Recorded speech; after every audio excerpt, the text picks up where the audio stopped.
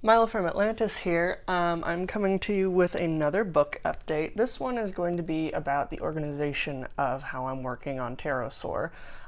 So this is Milanote, and I've been recommended Milanote several times over the past couple of years, and I've just now started using it. I made this board last night.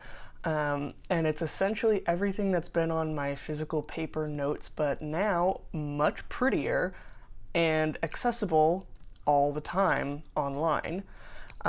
So for this, I have my entire project laid out right in front of me, and that's going to be super, super helpful in keeping me organized. So for instance, right now I am waiting on 2 permissions to be able to use some other people's images in my book. It's incredibly unlikely that they will get back to me, simply because the first one, and you can see it here, this Nautilus shell here, I did paintings of both of these. So for the Nautilus shell, it was a listing on a fossil shop website, and that listing is since completely, it was sold, the page is dead. You can only find it by searching it up online in a Google Images search. So I think it's incredibly unlikely that that website is going to get back to me. And then the other one, you can see it here, this Dromaeosaur fossil skeleton. The photographer who took that picture, the only presence they have online that I can find is on Flickr.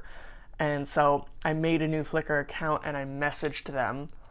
And I think it's incredibly unlikely that they're going to get back to me as well, because I think it's not, they're not really present on there right now. So it's incredibly likely that I'm going to have to make new paintings off of photos that I took myself, because I'm going to be copywriting my book and because it needs to have permissions for images or completely self-sourced. So I have permissions for other things, but I think it's really unlikely that I'm going to get the permissions for these 2 here. So that sucks, because those are 2 of the first paintings I ever did for this book, and I really liked them.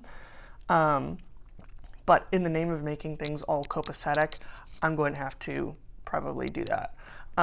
Secondary, I have a list of illustrations that I need to complete here in convenient and satisfying checkbox lists.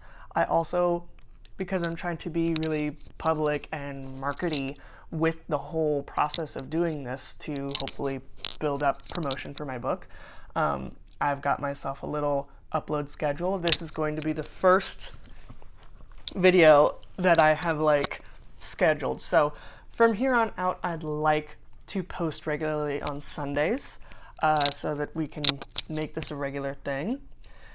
And then down here I've got video ideas, so if you want, you can take a sneak peek at what I may or may not be making videos of. And this one, the Milanote project board, is definitely one of them.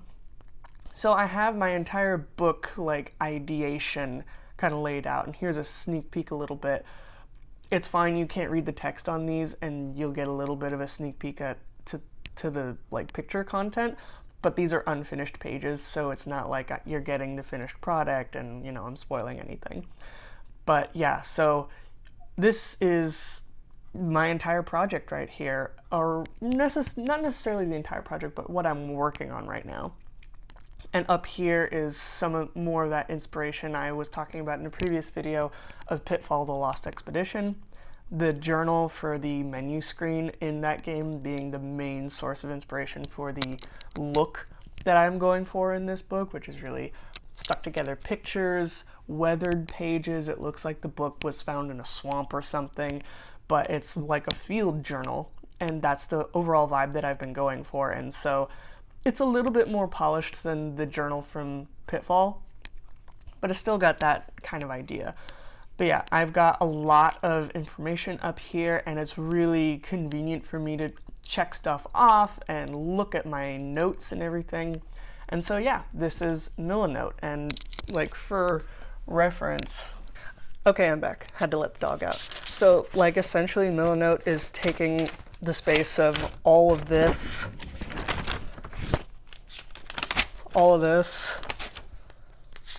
and just simplifying it into a very visually pretty layout. I got this from the museum, by the way. It has been my Milanote, but now this is just way more fun. It funifies the process for me, which is generally kind of boring, and it has a lot of notes.